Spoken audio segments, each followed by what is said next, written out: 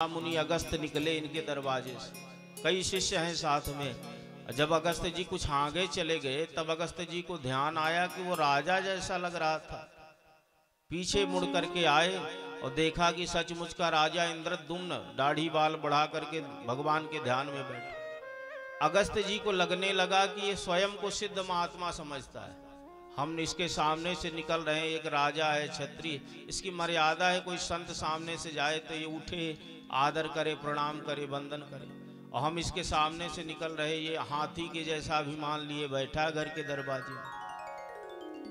ये संस्कार नहीं है। कभी श्रेष्ठ व्यक्तित्व तो हमारे सामने से गुजरे, कोई संत निकले, महात्मा निकले, तो हमें बैठे नहीं रहना चाहिए कि हम कुर्सी लगाए बैठे रहें अपने खटिया में।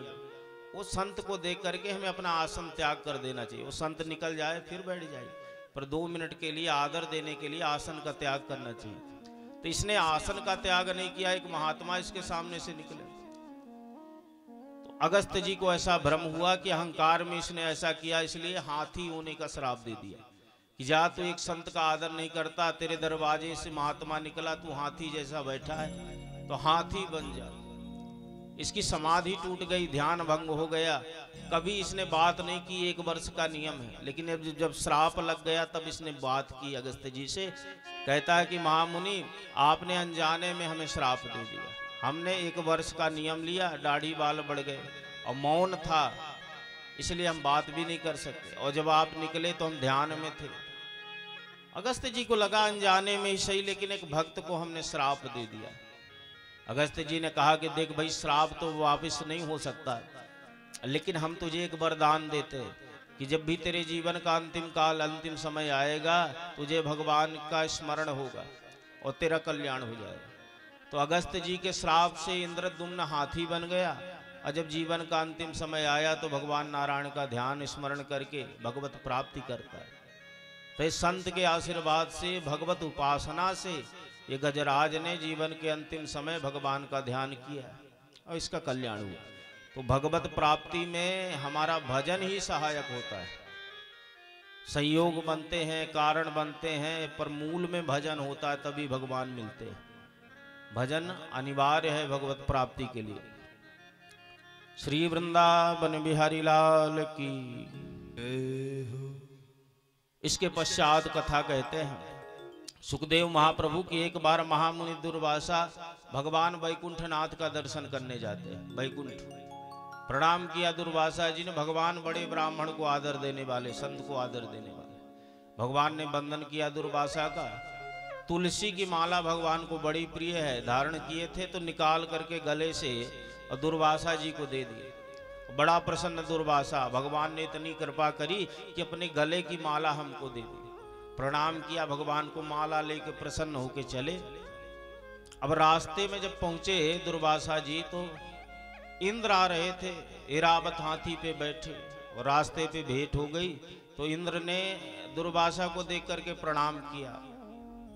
जब प्रणाम किया तो दुर्वासा बड़ा प्रसन्न हुए। इतना बड़ा देवताओं का, स्वर्ग का राजा इंद्र, और कितना संस्कारवान है कि एक महात्मा को देखा तुरंत प्रणाम करता है। ये संस्कार की बात है। गले से माला निकाली भगवान की प्रसादी और तुरंत इंद्र को दे दी। ले बच्चा, ये भगवान का प्रसाद है। इंद्र ने हाथ में लिया और फिर हाथी के मस्तक में रख दिया। विचार किया कि धरती का एक सामान्य सा साधु, इसको हमने प्रणाम क्या कर लिया, इसने गले की उतारन माला अपनी निकाली और हमको दे दी। तो राजसी मद में इसने हाथी के सिर पे रख दिया। अब हाथी पशु है, हाथी ने सूंड में लपेटा और माला तोड़ दी। दुर्वासा जी का स्वभाव जगत विदित है, नाक में गुस्सा धरी रहती बाबा की। तुरंत आग बबूला हो गया, डांटने लगे, तुझे हमने अच्छा माना था, तूने प्रणाम किया, हमने विचार किया कि प्रणाम करना संस्कारवान व्यक्ति की लक्षण है। वैसे भी समान रूप से अभिवादनशीलस्य नित्यं वृद्धोपसेविनः चत्वारि तस्य वर्धन्ते आयुर्विद्याय सुबलम। जो अपने बड़ों को प्रणाम करता है, गुरुजनों का आदर करता है, उनको प्रणाम करता है, उसका नित्य प्रति 4 चीजें वृद्धि होती है। आयु, यश, कीर्ति, बल। ये उत्तरोत्तर वृद्धि की प्राप्ति होती है। और जो बंधन नहीं करता, बड़ों को प्रणाम नहीं करता, गुरुजनों को, चारों चीजें वो क्रमशः घटती रहती है। तुझे धन का मद है, दुर्वासा जी कहते, धन के अहंकार में तू भगवान का प्रसाद का अपमान करता। अरे ये हमारी माला नहीं, ये भगवान नारायण की दी गई प्रसादी माला, तूने तुड़वा दी, हाथी से कुचलवा दिया।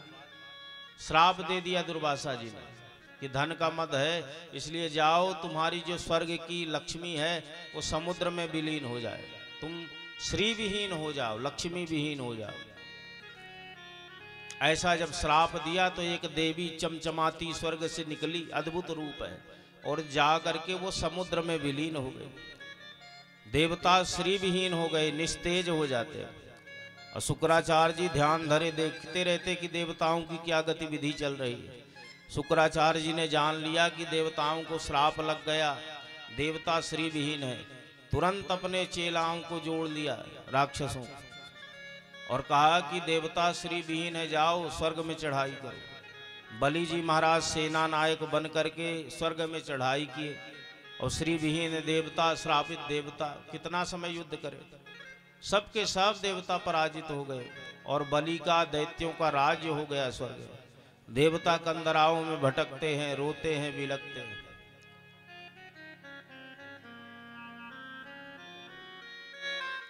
तो जब इनका कष्ट बढ़ा, ब्रह्मा जी के पास पहुंचे।